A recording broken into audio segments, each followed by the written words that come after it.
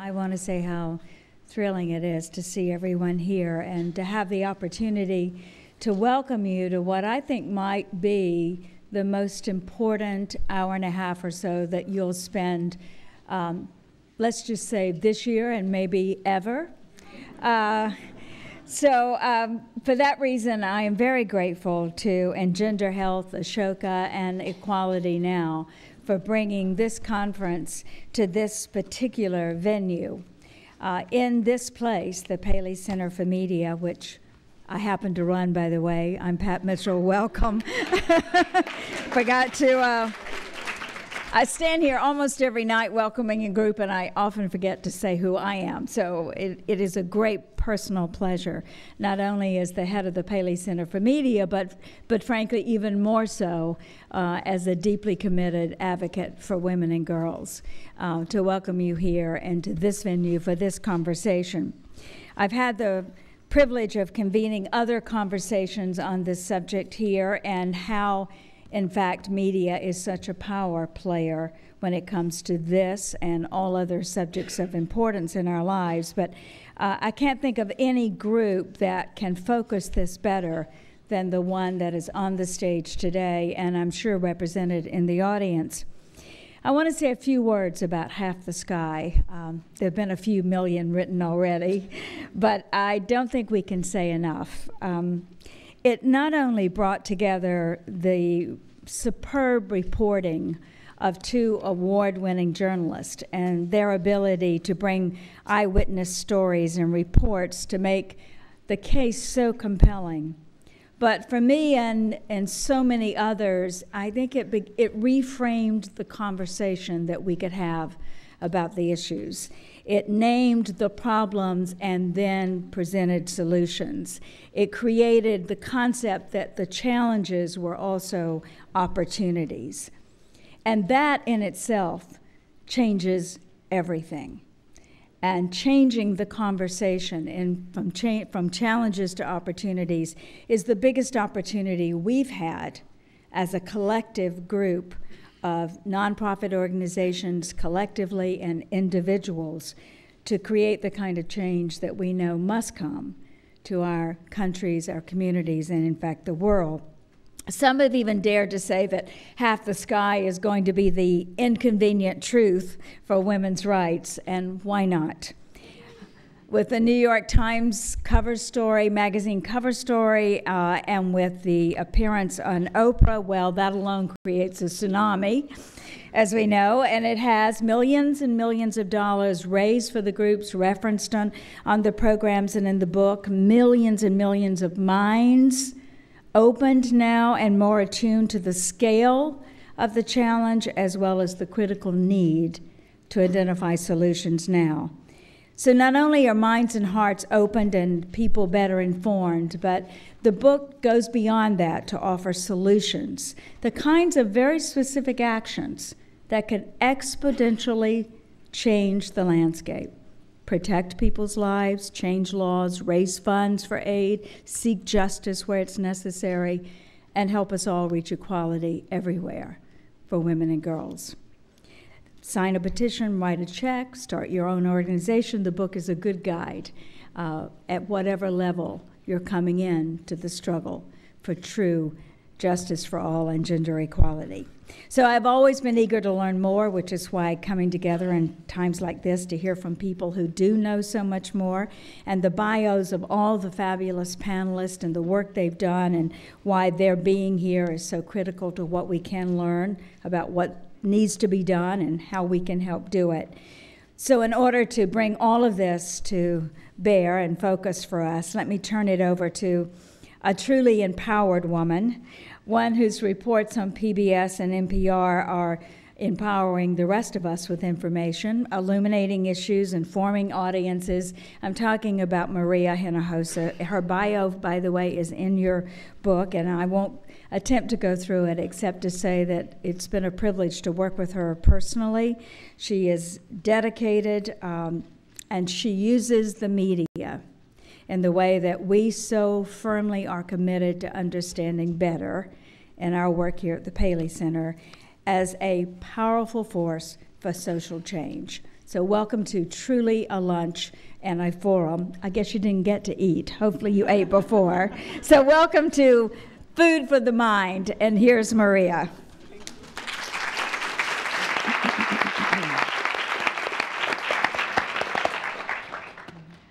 Like I said, it's pretty wonderful that in New York City on a Thursday afternoon at 1 o'clock, right after Thanksgiving, we've got an oversold crowd on a topic like this. To me, that is really amazing.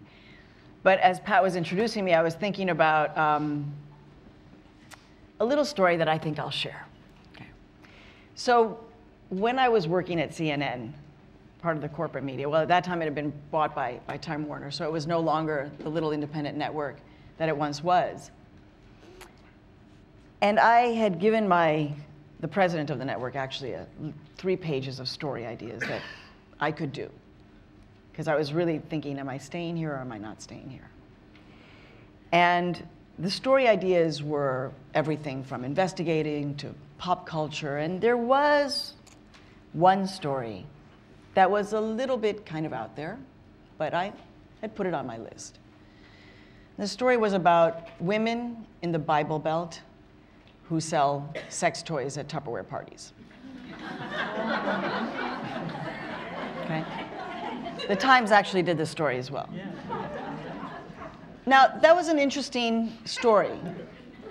But of all of the stories that I had put on that list, this executive said, oh, that's the one I need, because that's going to get me women and their eyeballs on the network. And I just remember thinking, and it was actually the last story I did for CNN. After that, I left. That, when you think about the media and women and women's issues or gender issues or issues that we may find interesting, is kind of where, at least several years ago, where the media was at.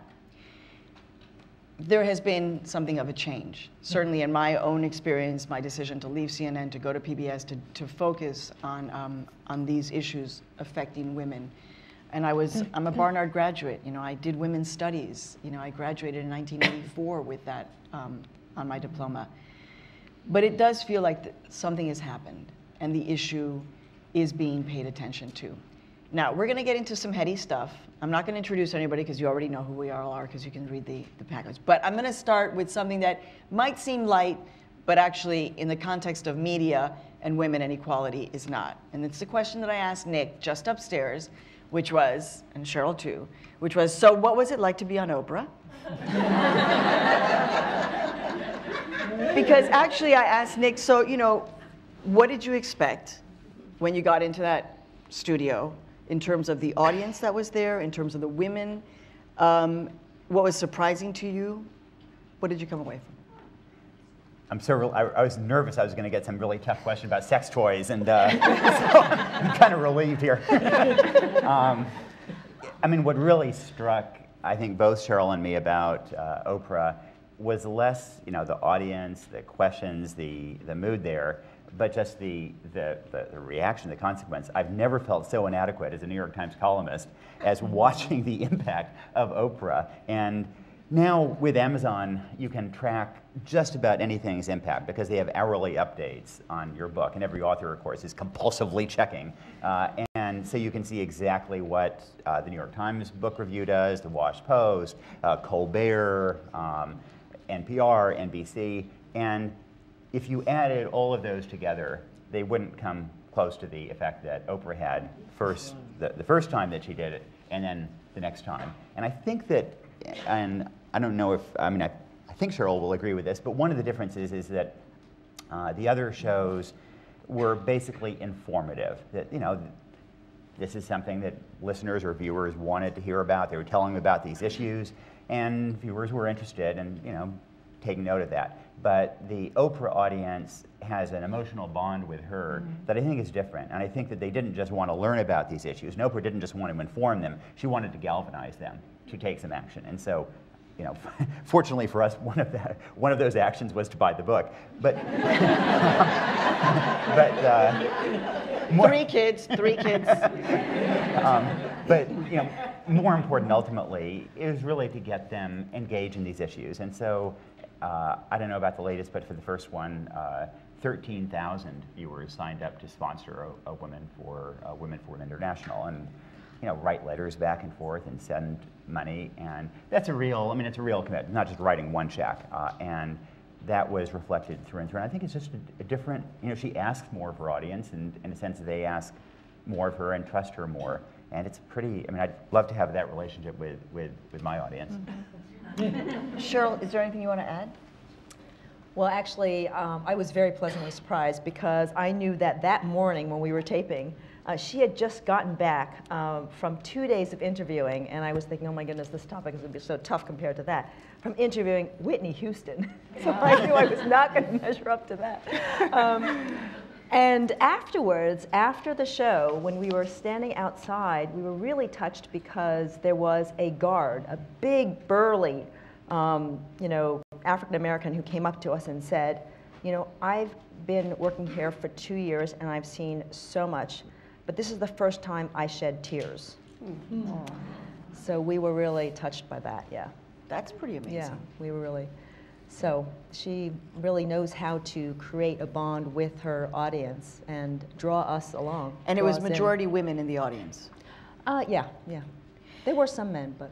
So it's interesting because one of the, for me, one of the most enlightening things as I've gone out and traveled and reported on these issues, a documentary about child marriage and women in power, is I've felt like when I've left here, I've found my fellow sisters, my feminist sisters, and the young children like my daughter's age, 11 years old, who are literally in the same place and feeling a lot of the same things that I am, a kind of commonality of experience.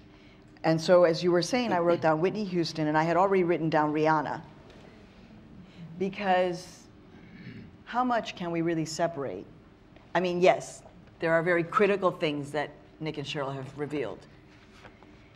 But is there, Taina, a sense of, what's the inequality that women face, or certain women face, is not just over there. We need to know about over there, but we need to know about what's happening here. What do you think when you see that connection, or lack of? Well, I think the us and them lines are blurring quickly, if not having disappeared already. There's not one country in the world where women aren't raped or haven't been raped. There's not one country in the world where sex trafficking isn't affecting that population. Domestic violence is a public health issue, whether you live in Sweden or Papua New Guinea or Minnesota. So, what we have to do, and I think that's why people feel so touched by women's stories abroad, because they see it here. The issues on which we work, which are rape, domestic violence, female genital mutilation, sex trafficking, so-called crimes of honor, there have been 4 reported crimes of honor in this country this year. The CDC, the Center for Disease Control, estimates that close to 200,000 women in this country have either been subjected to FGM or at risk of FGM. So what that means is that we are a global village. And yes, people want to be informed, and that's why the media is so critical, and that's why this book is such a gift, and that's why Oprah is such a gift. I was saying upstairs that we were featured for 15 seconds on Oprah in 2000, and we quadrupled our membership, and these people are still with us, and most of them were housewives. By the way, I want to salute the men in this audience, because I'm always thrilled when men are part of this conversation. Should we make them all stand up? Yes. Yes. We're happy you're here. But anyway, but what that means is that people are hungry for action. So what we're trying to do is really give them an opportunity to take action, however they can take it. And that's how we can accelerate equality. Bill, let me bring you in on this, because Taina talks about action and the hunger for action. But a lot of times, and this is something that you clearly have overcome, there's a sense of, oh my God, it's just too big.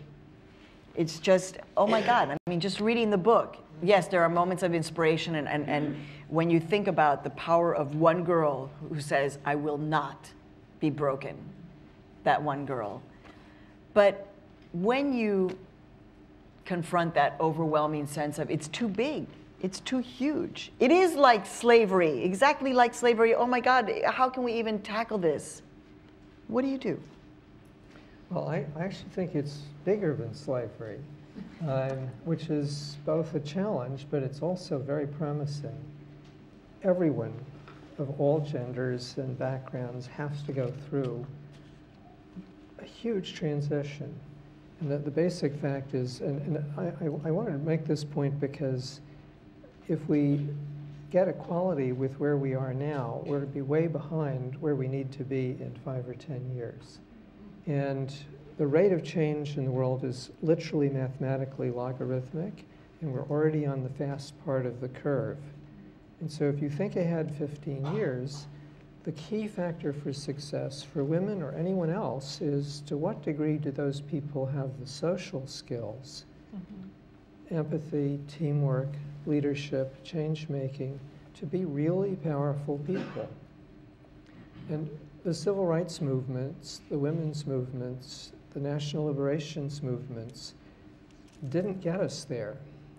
Julius Nyerere, the founder of Tanzania, 10 years into independence, made a very sad comment. He said, we got rid of the British, and what happened?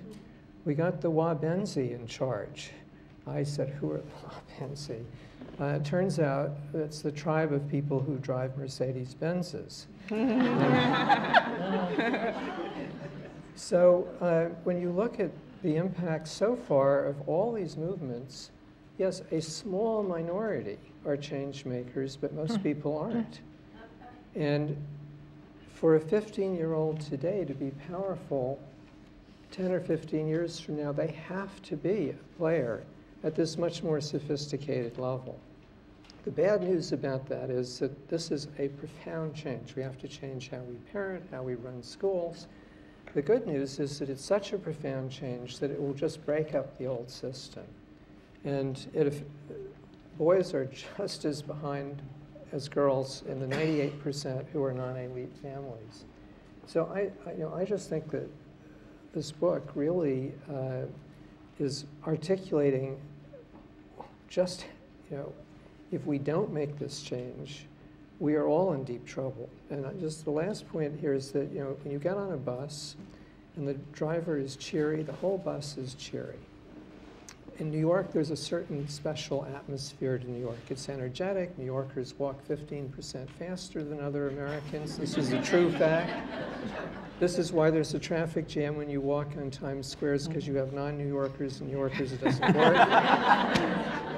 This is a traffic study done by New York City. Well, any human group is like that. And if you have half of it in this, or other minorities or disadvantaged groups, the bus is a mess.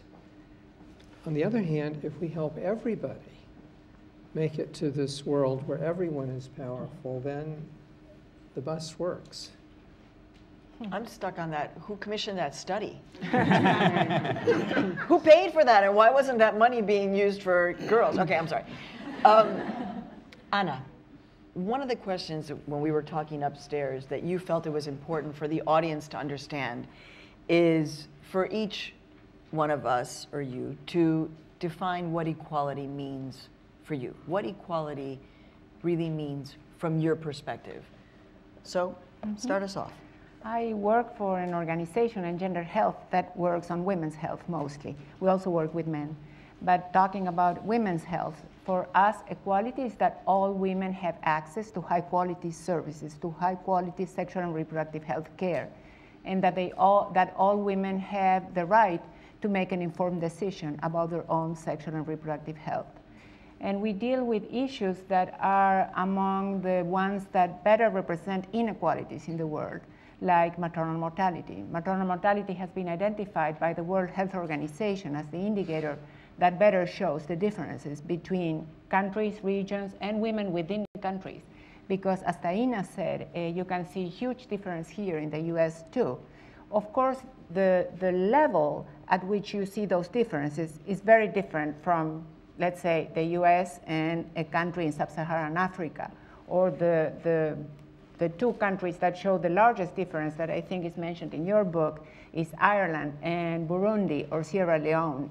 Ireland with one woman over 47, 800 as a lifetime risk to die as a result of an obstetric complication. And in Burundi, it's 1 woman in 7. Niger. So, or Niger, I mean, the numbers are pretty similar. So it's a true Russian roulette. You can die so easily in those countries, but within the countries, there are still differences, even in Burundi or Niger or Sierra Leone. So the problem in the case of maternal mortality is that poorer women don't have access to the services that can save their lives. So access to services, being poor, being indigenous, living in a remote area is what makes the difference. So it's interesting because as you were talking, I wrote down the word vessels. Because when I was doing a story about when South Dakota was trying to outlaw every single kind of abortion under every single circumstance, except for preventing the death of the mother. So this was a law that was put to referendum to the population of South Dakota. And I interviewed the legislator who wrote that law. And when I said to him a question, which of course you would all ask, which is, but here's a girl who's 12 years old and she's been raped by her father. Why should she be forced to carry this child? And he said, well, do you know how many people would love to adopt that baby? What difference does it make who the father is?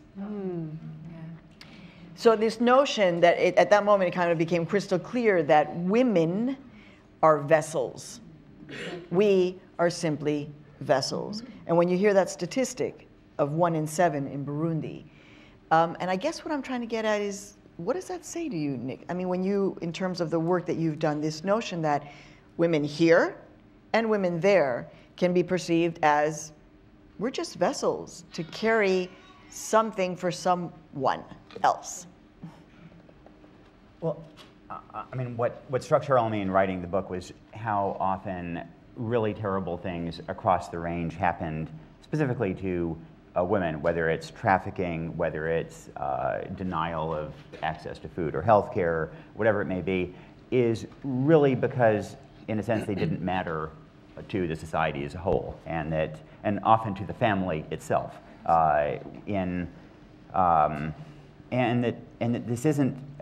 I mean, these are the most marginalized people in each community. Typically, the people who die in childbirth have 3 strikes against them. They're poor, they're rural, and they're female. And the same thing is true of those who are trafficked. You don't get, for the most part, middle-class urban girls who are trafficked. And it's low-caste, rural girls who are poor, who just lack any kind of status. And that really tends to be true all the way across the spectrum on these issues. One of the reasons to focus on the kind of the empowerment side of the spectrum, whether it's literacy or income generating opportunities through microfinance, microsavings, is that as they get more status and earn income, then they tend to be valued more by their families, by the community. And I mean, there's actually an interesting figure in American history that goes to that, to the maternal mortality. But there often, I think, is this perception that the reason people die in poor countries, women die, is just that those are poor countries. And in fact, in the US, over the course of the 19th century, we became more urbanized, richer, we improved medical care considerably. And over the 19th century, though, maternal mortality rates in this country barely dropped. They dropped a little bit, but not very much. And as late as World War I, more American women died in childbirth than American men died at war.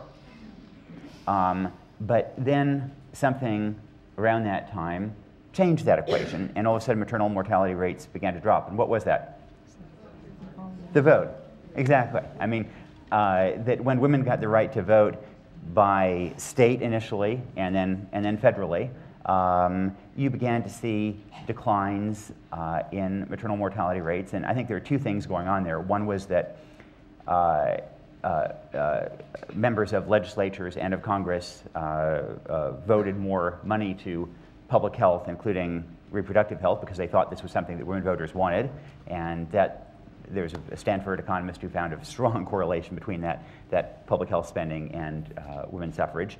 And the other was that in some broader sense, that when women got political rights, they were also just valued a little more generally, and that the result was this this major decrease in maternal mortality. In a broader sense, that is sort of the international challenge to bring women out of the margins of society, especially poor, illiterate women, out of the margins of society, and give them weight and make them matter in the decision-making process so that they get resources, so that it matters if they are locked up in brothels. I think it's really important to understand historically that, for most of history, women actually have been considered vessels, partly because what counted is brawn. We always we like to belittle the sort of economic component of this argument, but for most of history, the way you valued a person was how much food they brought to the table, literally, because we were mostly an agricultural globe. And so the men were stronger; they could actually bring in more, from the farm, from the fields. Women were not. And so that's why it's so important to focus on the economic value, because when women start getting status and start bringing income, then their status rises just dramatically. And so what's encouraging about this is, if you look at a place like China, for instance, it gives you an insight into how fast things can change. So, for instance, my grandmother's feet were bound. Bound. In one generation, my mother's feet were not bound. So it changed in one generation. This is a practice that had existed for centuries. And so what happened then was that you had the Chinese communists saying, do you know the decision, the precise decision that was made to not bind your mother's feet? The society changed. But and it that was decision eradicated. was made by her father? It was a movement. There was a liberation, a sort of women's liberation movement within China that was taking place before the communists took over. And so it was basically wiped out. I mean, this was an articulated movement to wipe out footbinding. But that wasn't enough to change the status of women. That just sort of brought women to sort of the normal world. What then the communists did, and this is one thing that Mao really did, was that he educated everyone. He said, well, he and his post-communist colleagues, they said, okay, everybody can get educated, including girls. So Deng Xiaoping and his leaders, they actually let girls go to school, and then once they went to school, got educated, he let them into the workforce, which meant the formal workforce, not, we're not talking about, we are talking about sweatshops, because what he then let them do is go to the factories, leave their villages in the remote countryside, go to the factories and start working. Yes, they were exploited. None of us wants our kids or our daughters in those kinds of factories. But at that time, given the choices that women had, they were able to bring home a little bit of bacon, send it back to their parents, and immediately the status of women just went up like that. And it started at the village level, went to the county level, went to the provincial level, and then pretty soon they're contributing to the national economy. So, Taina, I was going to ask you a question about media, but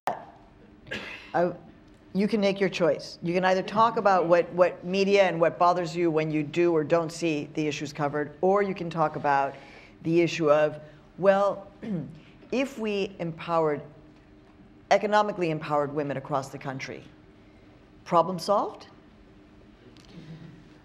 Or you can combine both of those questions. There's this institution called patriarchy, which is a very, very stubborn thing to kill.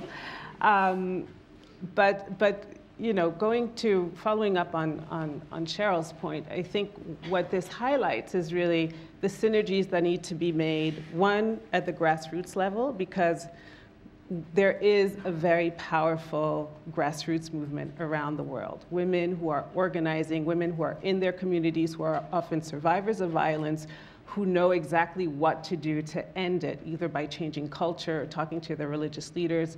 And then there's the accountability of governments, right? Because we always say with political will, we would be out of business in 3 months from now. And so how do you work with it bottom up and top down? And I think that's what we're trying to do, is really say there is a movement out there that really needs to be scaled up and empowered, but you also need to put pressure on governments, because they go to the UN multiple times a year and they pledge over and over that they are committed to the advancement of women's rights, and yet do nothing. So that's what we try to do at Equality Now, is really change laws, because even though a law doesn't necessarily put food on the table, but unless it's the system.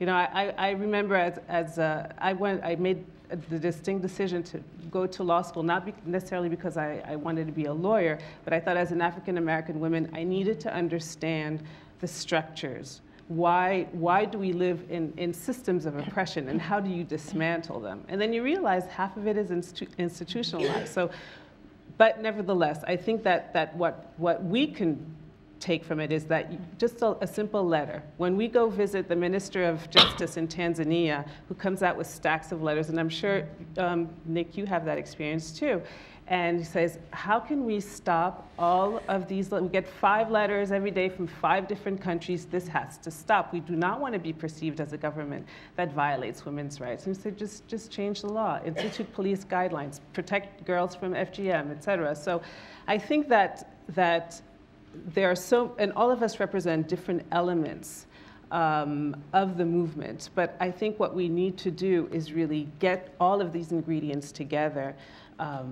putting pressure on governments and moving forward, and really calling patriarchy for what it is. I think inequality is the challenge of the 21st century that we need to address. We don't know what it looks like, we don't know what it smells like, we don't know what it tastes like, and I think that is something that we need to start talking about as an international community, and in this country too. So you would like President Obama, what would be the words that you would like to, in your dreamo vision, the words dealing with, as you say, name patriarchy, let's define it. How would you envision that? Let's just say, because he is a leader that now has a tremendous amount of weight and power. And he has taken very important steps, and he's started the Council on Women and Girls within the White House. He has an ambassador at large within the State Department, Milan Verveer, who is looking at issues. But on the other hand, he had this brilliant speech on Afghanistan, and there was not one mention of women. And I think it's really, really critical. Whether women soldiers or whether women in Afghanistan. On the impact of any decision we take on women and their communities. And I think as long as women are put aside, and I always say women are still the 13th chapter of a 13-chapter book, with the exception of Have This Guy, we will have that problem. Women have to be central to any discussions or policies about economic development, human security, anti-terrorism, and until we are incorporated, until the women's movement and the issue of women is incorporated across the board. This is what gender mainstreaming is. It's not just giving us 2 weeks a year at the UN in a basement talking about documents. So it really is in a basement, eh?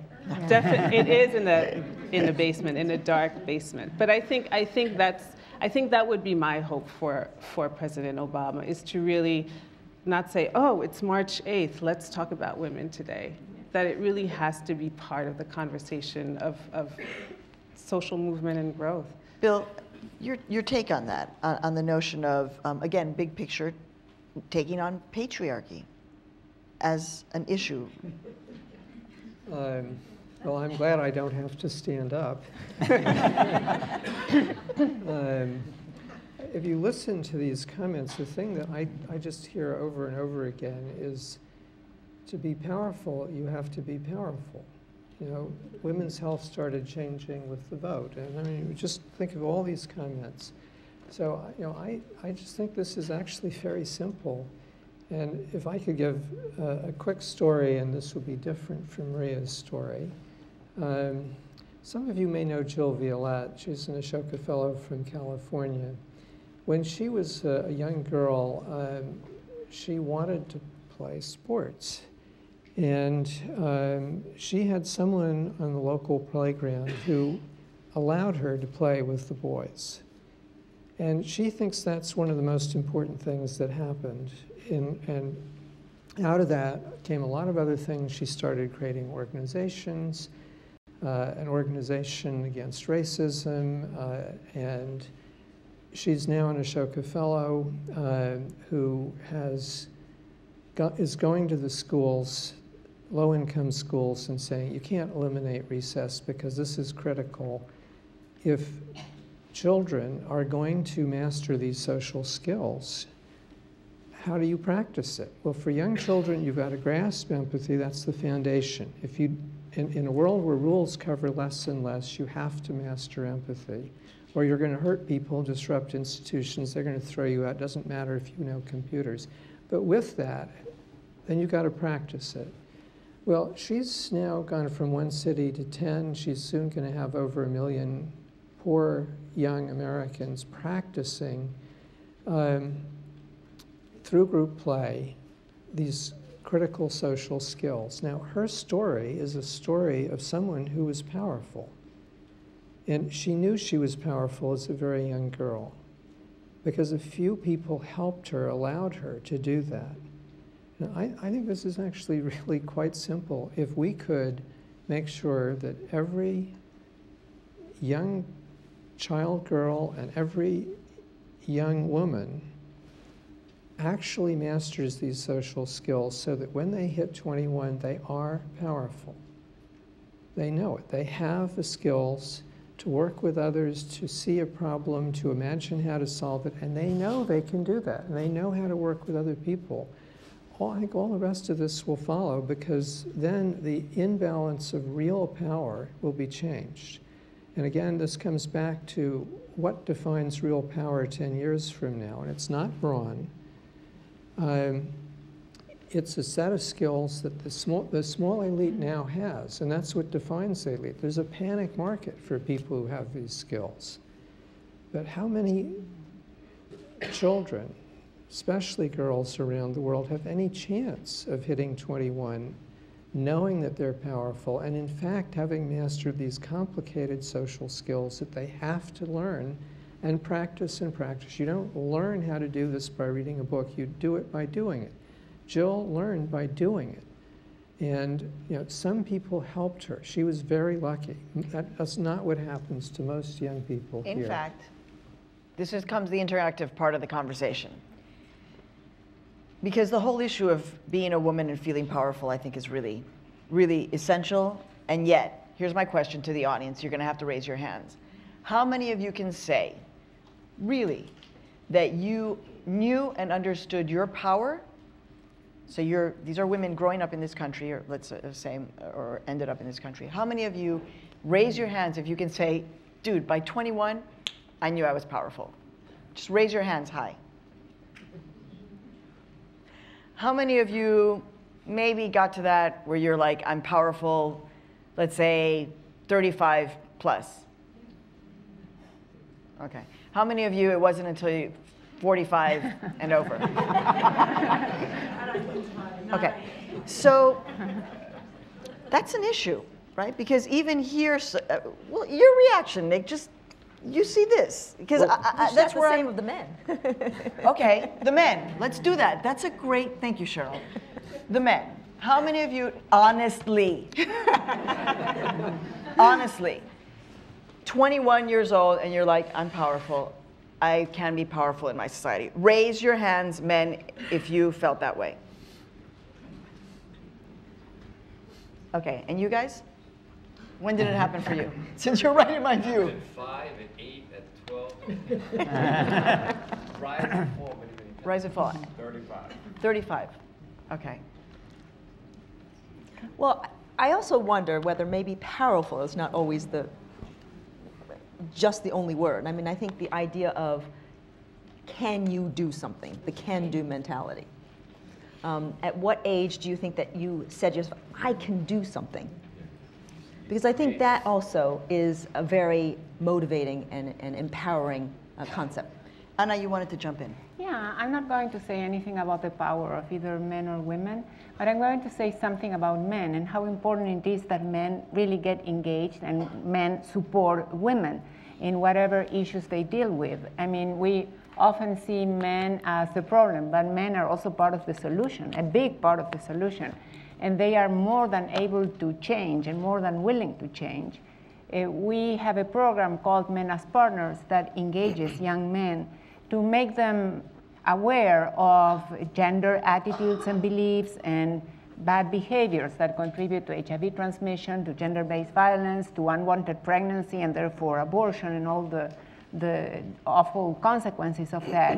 And through working with those men in their communities, in their schools, in the places where they work, you see big changes.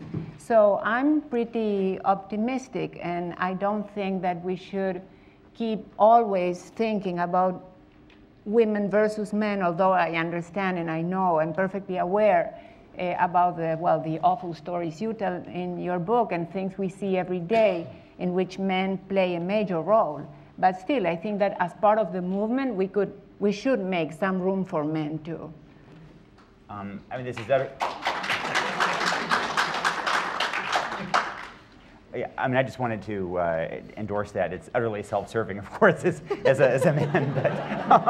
But I mean, one of the things that I think surprised Sheryl and me in doing the book was the degree to which, while the problem is indeed patriarchy and often really misogynistic values, the degree to which those patriarchal and misogynistic values are absorbed and transmitted by women just about as much as by men. And so many of the really bad things that happen are perpetrated by women on other women. Yeah. The worldwide and much of the world, especially in Asia, the worst abusers of young women are the mothers-in-law. One of the things that has always surprised me in surveys is if you ask people their views about wife beating, there is a difference between men and women, but it's pretty marginal. Men tend to be slightly more in favor than women, but only slightly. The best predictor of whether somebody is in favor of wife beating is not their gender, but is whether they are educated and whether they live in an urban area or a rural area. So many of the people that we wrote about, these women who were incredible agents of change, actually attribute it in part to their fathers raising them, you know, in this kind of empowering way. And that, in a sense, goes to another thing I want to mention. You asked Bill earlier about how one confronts these vast problems. And I think that there is a change there, and I think actually Bill is part of the solution to that. One of the problems is I think we sort of psych ourselves out because these problems are so vast. And we seek a solution to this big, vast problem. And at the end of the day, you know, it's pretty hard to solve some of these big, huge problems. And any individual probably isn't going to truly solve it. And I think one of the problems that often crippled the activism of young people when I was a university student, for example, was that we wanted to solve the whole shebang. And we often engaged in actions that were more symbolic, more protest-oriented, and actually, at the end of the day, accomplished less than they might otherwise have done. And the kinds of changes that increasingly we're seeing also, I think, involve these social entrepreneurs, these change makers, who don't solve the whole problem, but they chip away at it in one particular place. And increasingly, over time, I've just become a believer in that it may not solve the whole problem. You need to have those kinds of actions working elsewhere. But if you can, you know, you may not solve the problem of 75 million kids being primary school age kids not going to class. But if you sponsor a particular school, a particular class somewhere, deworm kids so they're more likely to go to school, it will really make a real difference, and multiplied over, you know, I mean, that becomes scalable in a different way. The kind of change that Sheryl talked about with Footbinding in China, you know, that was one of these grassroots initiatives led by a bunch of these change makers who were working for change within a society, but getting support from outside, and they tipped the balance, you know, remarkably quickly. So the thing is that we do want to open it up to questions in about 10 minutes or so. But I do want to get to the central point, or one of the central points about this panel, which is the media. And I'm going to ask Nick a question that I don't know if he's been asked in the past. I haven't been following and your Twittering and your tweets and your Facebook pages. Sorry. I've been a little busy. Sorry. But honestly now, if, let's just say, and I don't know the politics of the New York Times. Okay, I don't work there, but I don't. So let's just say Maureen Dowd had said, I want to do a series of columns about women and girls, and so you're going to need to, the Times is going to have to send me around the world on expensive trips to Africa and to Asia, and I'm going to put a series of columns about women and girls out there. What do you think the Times would have said? Well, I mean, actually, at the Times, the columnists really do have remarkable freedom to drive their own agendas. So I think that with a budget that comes. So I mean, I think that that would indeed not have been a problem. It is true, though, that I think that when a man writes about the same issues, then it sort of gives it a gravitas and a respect and mainstreams it in a way. Anna Quindlen once made the point. She said that when she, as a straight person, began writing about gay rights, that gave gay rights credibility precisely because she was straight. And she said that when you write about women's rights, that gives it credibility because you're a man. And I think there is something to that. That if it's only women complaining about women's rights and infringement of women's rights, then it does immediately tend to just be put aside as they're complaining. Yes. Are you getting at the question of whether or not a woman asking for such a big budget would be approved or not approved at the Times? Is that what you're getting at? What I was getting at is because I remember, again, I learned early on in my experience in the mainstream media that even though I had studied women's studies and political economy and Latin American studies, but that if I came in basically saying, this would be a great issue because it matters to women, they'd be like, next. It was not seen as, you write about this in your book. That's just not, my God, we've got to put this on the front page of the newspaper, what's happening to girls in name the country. Right. It's got to be the big double headline because it's like, Bill.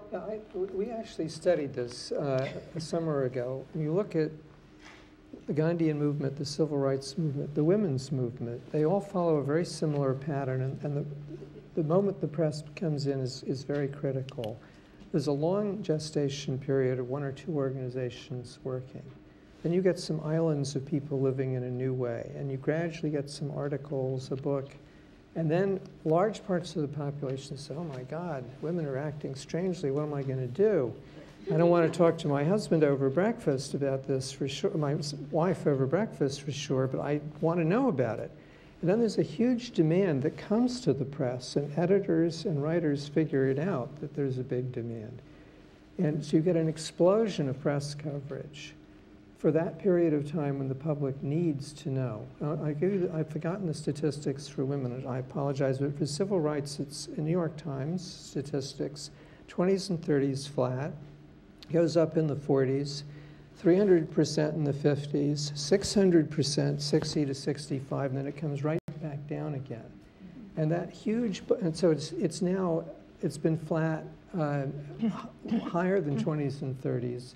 That huge bulge in the middle was when the press was responding to the fact that millions and millions of Americans wanted to know, is it okay to be served by African Americans in the toy department and clothing department, which it wasn't before. They had to figure that out, and they needed those stories. And I think one of the reasons that we all intuit this book is so important is that we are entering, I believe, an awareness tipping zone where that's when you get this high level of attention for everybody.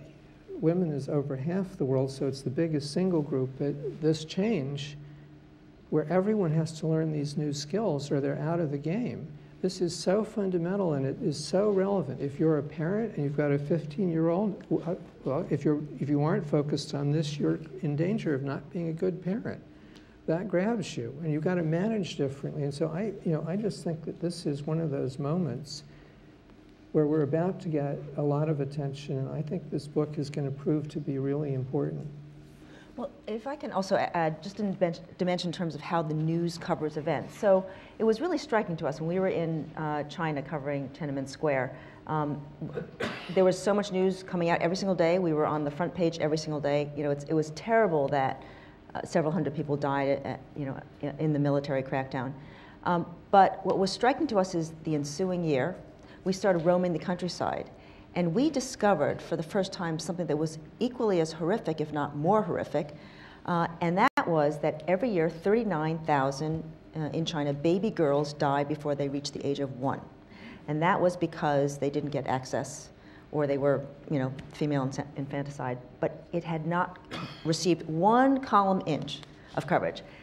And it's the nature of the news, because news is basically something new that happens, and you should write about it. The problem is this is happening every single day, every single week, X number of baby girls are dying. So the key is the delta, it's the change. And so when you're talking about a tipping point, that's when the media will say, okay, there's a change going on. We cover that change, because that's the way the news media conceives of news. And so unless you can break in and change that perception, it won't happen until something like a tipping point occurs when they can see there's change to cover. Diana, your perceptions of the media. This is a panel that wants to look at what the media can or cannot do in terms of this issue. Well, we couldn't do our work without the media, without a doubt. So it's gotten a little bit better? Media has greatly improved, I think, for exactly the reasons that my co-panelists are talking about, is that because there's movement and because there's change, so there's something more to write about. But it's also, again, I go back to the grassroots movement. I mean, they're the ones who are really making the news and bringing the news, and then people like Nick, who is the woman's voice of the New York Times. Sad, I mean, wonderful for us, but really sad for the institution of media. But no, people want to act if they know that something is happening, and the only way to find out that it's happening is through the media. So that is the positive news. The other positive news is that now you can talk about these issues. 20 years ago, or almost 20 years ago when we started, you couldn't talk about female genital mutilation. I remember us going to Geraldo Rivera, and he said, it's way too controversial. I can't even repeat the word. I can't cover this. And now it's basically a household word. People know what it is. They know how it affects. So in that sense, you have seen this tremendous change. Now, the negative part is, not the negative, but the issues on which we still need to work is really, again, to reiterate what I said before, is really to incorporate. Because for us, I hear Sheryl saying, it's not news. It happens every day, therefore, people don't deem it news. But it is news. You know, that a woman in Iran is about to get stoned for alleged adultery is news. That now we just got news that in December there's going to be mass circumcision of girls in Kenya. That is news, and it's very hard for us. And my communications director is here, Lakshmi, and that's all she does every day is try to push our stories. And it's very hard. And sometimes you'll get the calls. We work on issues of sex trafficking, and we'll have very well-intentioned producers will say, well, if you can find me an Eastern European supermodel who escaped the traffickers, came to the US and became a human rights activist, hey, we'll take it. But otherwise, we won't. Oh, wait, you forgot, and we need her tomorrow. Exactly. Or anyone during the height of the Afghan war, a very, very respected TV person called and said, her producer called and said, do you know of any women who feel sexy under the burqa? And so, like, sorry, I don't think so. Kabul just fell, and we're really trying to get the stories out about women who are trying to be at the table and talk about the reconstruction of their country. And no, but those are the challenges that we face.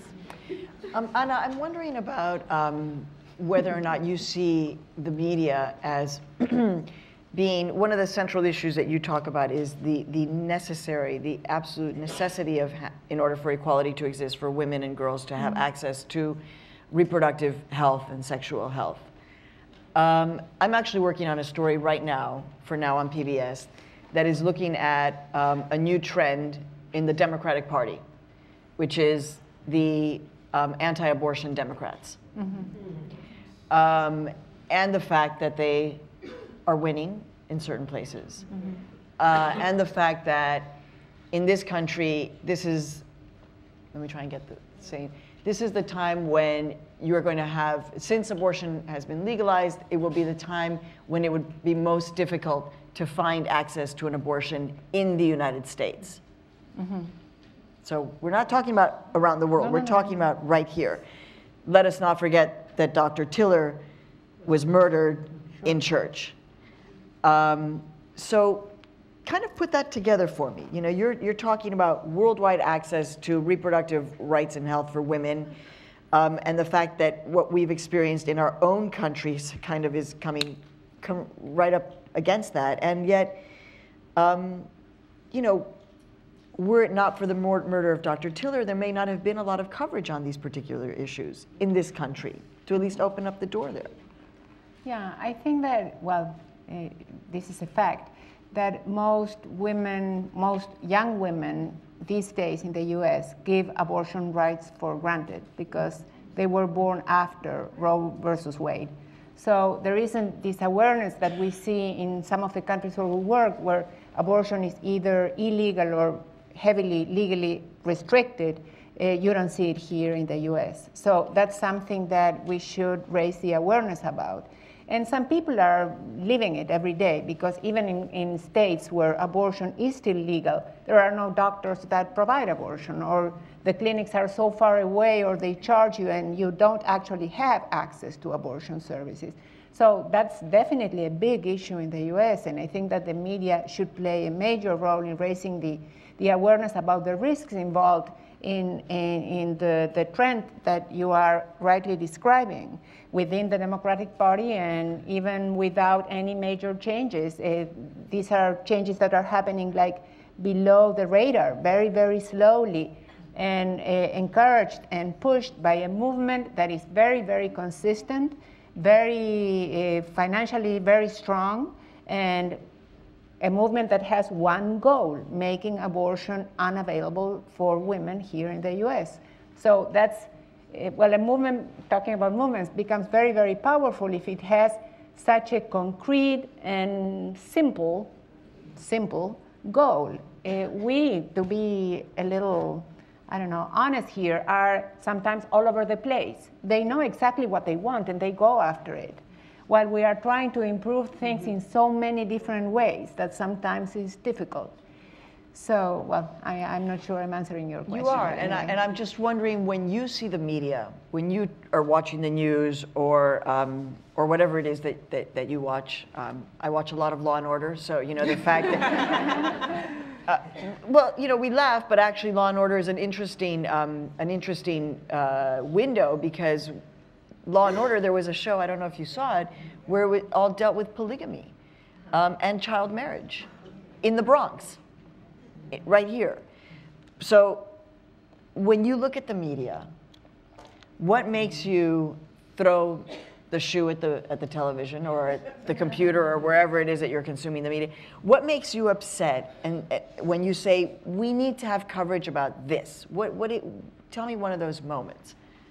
To be very honest with you, what makes me upset is the lack of coverage of many of the things that should be covered. And what do you do when there's a lack of coverage? I mean, does that make you, and I'm sorry to put you on the spot, do you pick up the phone or write an email to, you know, the editor-in-chief of fill in the blank, or the executive producer of, and say, you know what, the fact that you are not covering such? We definitely do that. We send letters to editors of many, many different media outlets. Do they respond? Sometimes, not very often.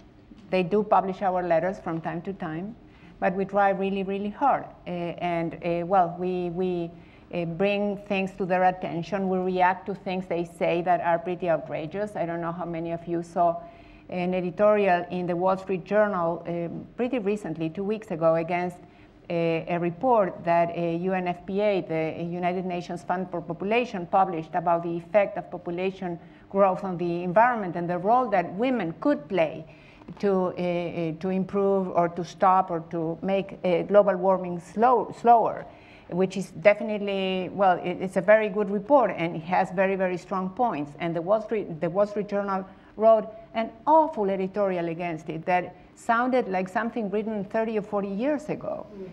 So yeah, we wrote a letter and it wasn't published, right? My colleagues are here somewhere. So you not only threw the shoe at the newspaper, but then you responded to the newspaper by writing, and then they didn't publish it. No, well, sometimes they do. We got some letters published in the New York Times, by the way. But what is the lesson we draw? So Nick, you've been in the business for a long time. You know, help our audience out here in terms of what we need to do to assure that these stories do get consistent coverage, that you are not just you, the voice of women and these issues in the New York Times. Well, I mean, I must say that I do think that the news media do have both aspire to play a larger role and also really do have some kind of a larger role as performing a public service, and that as a result it's fair to hold us accountable and hold our feet to the fire when we cover Tiger Woods far more aggressively than we do, you know, global AIDS, malaria, maternal mortality, every other subject in the world just about. I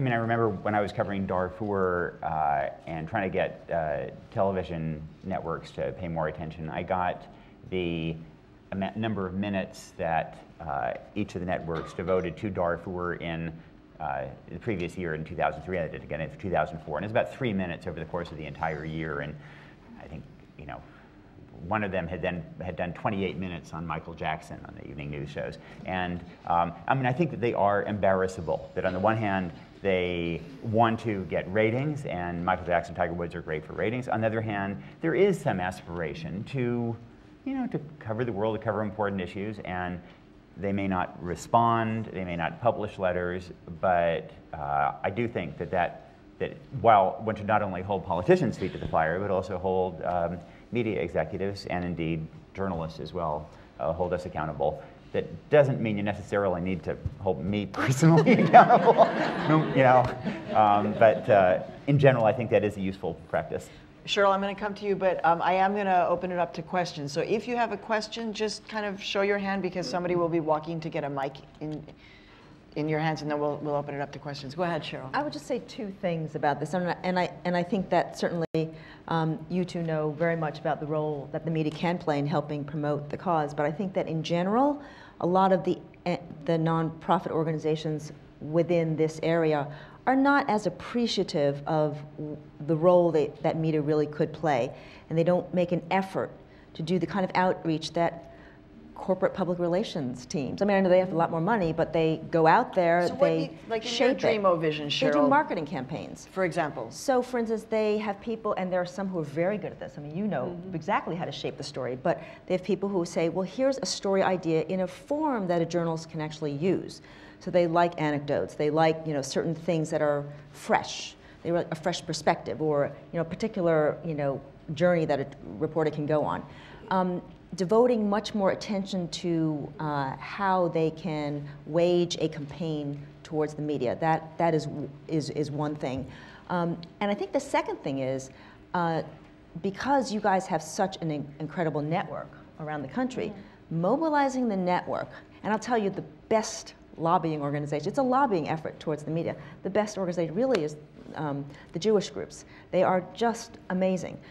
If there's something that happens that they don't like the way the New York Times covers it, the New York Times finds out within an hour. They mobilize their people, send an email. So that the Times, if there's a picture of, I'd say this, if there's a picture of a Palestinian boy and not an Israeli boy, they hear about it. They hear about it. And so that's the kind of thing that I think that if nonprofit organizations worked together and saying, okay, we didn't like the way this was covered, let's blast from our thousands of members, an email to say we don't like this. Although the interesting thing is it's hard to blast what's invisible. That's where I kind of get stuck. Or something that's you didn't like the coverage of. I mean, you have to figure out. I understand. Yeah. I see what you're Yeah. saying, but I'm kind of, all right, Bill, you have, and then we're going to go to questions. Just two things. I think you're seeing here in these two people something that if you want change to happen, you have to have change makers. And Nick has been getting the country to face difficult issues that are invisible for decades. And he tweets and he blogs and does he markets, he pushes, and he's hugely respected for that. And there are people who are leaders in the media, like Nick, who play that role, who are very, very important. The second thing is exactly the point you're making. If you think about the key turning points in the Indian independence or Gandhian movement, it was the moment when the salt protesters were going to the salt pans in Bombay, and the British brown uniformed shorts with these very vicious hinged metal-tipped lattes just would hit them over the head and you'd crack. And then they'd be carried off and the next people came on. There was a New York Times reporter there. Now that didn't happen by accident. Gandhi knew that this was about creating drama that would cause people to look inside themselves and say that my behavior needs to change. And Martin Luther King and SCLC did the same thing. The question in Birmingham was, as young people were being trained in the church before this, key moment, will the press come? And it did, because the civil rights movement had been preparing. And it was a classic Gandhian, again, here is a drama that allows you to ask yourself, is this behavior really okay? If you're going to be participating in a world where empathy-based ethics, not rules, are key, you have to empathize with other people. You have to see them as equal, and you can't continue this. And he created, this is a very sophisticated type of marketing. It's not a tactic, it's a core strategy. I think it's that combination, and I completely agree with my colleagues here. It's both the movement and the key leaders who are going to get it and have to be champions within. And so, again, I have huge respect for what you've been doing for a long time.